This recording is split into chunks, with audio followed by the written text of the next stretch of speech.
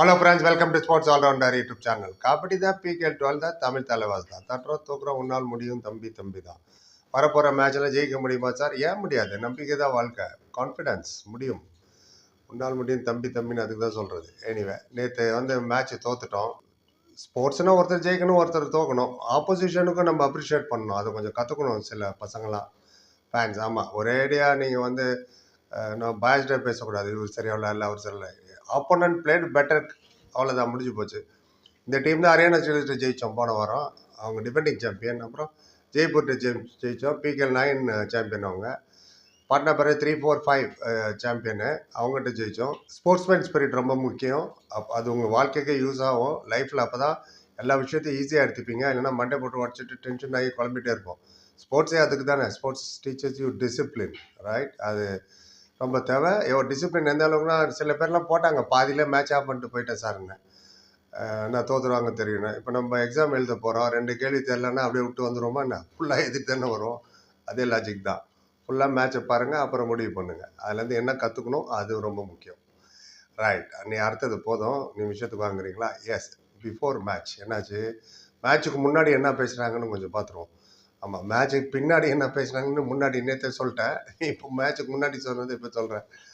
அர்ஜுன் தேஷ்வால், அஸ்லாம் இனாம்தார் வந்தாங்க, 2 கேப்டன்.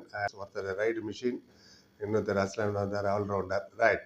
தமிழ் தலைவாசல் பலத்துக்கு முன்னாடி அந்த ஆங்கர் என்ன கேட்டாங்கன்னு கடகடன்னு பார்த்துருவோம்.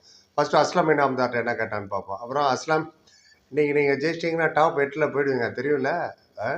எப்படி இருக்குது மொரல், எப்படி இருக்குது மேட்ச்சுக்கு முன்னாடி உங்கள் டீம்லன்னாரு. சொன்னார், ரொம்ப கான்ஃபிடெண்ட்டாக இருக்காங்க பசங்களாம். நாங்கள் டாப் 2ல் இருக்கோம் ஆல்ரெடி. அண்ட் எங்களுக்கு எல்லாமே யங் பிளேயர், பயம் இல்லாமல் விளையாடுறாங்க.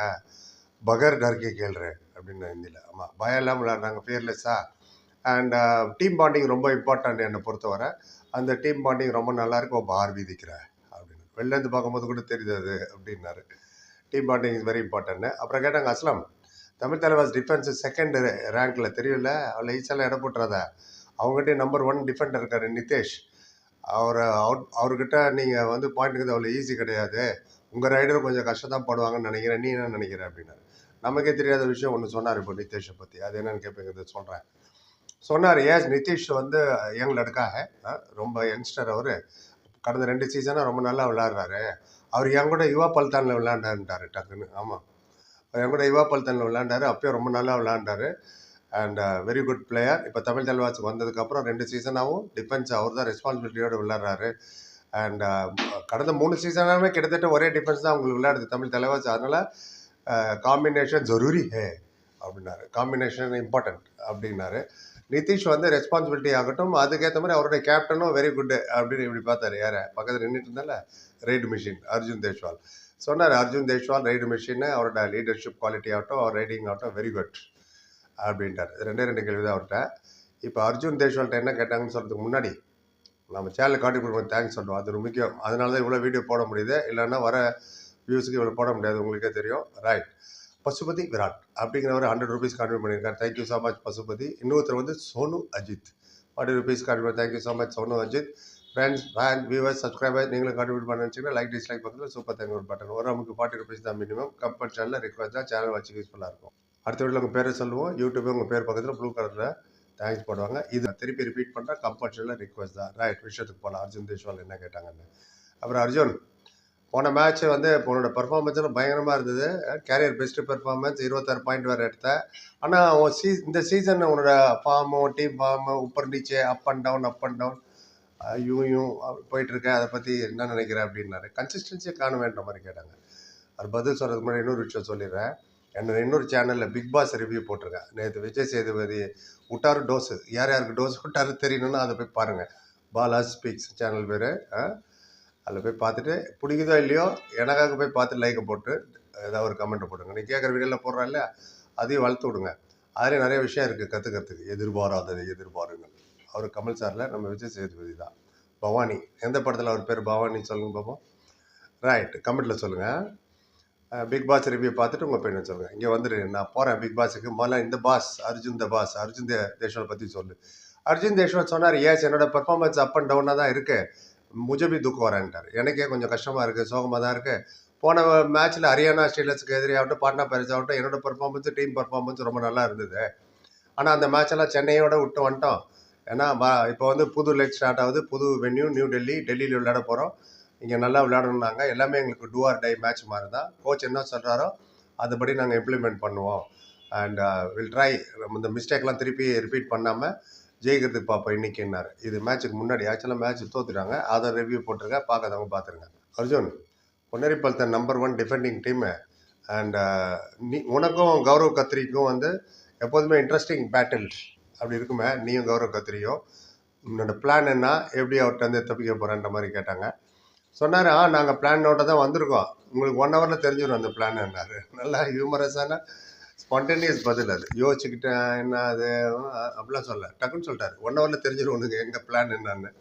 இப்போ சொன்னால் நீ போய் சொல்லுவியாங்க, ரைட். ஆனால் கூட இன்னொன்று சொன்னார், வெரி இம்பார்ட்டன்ட் ஃபேக்டர் அது.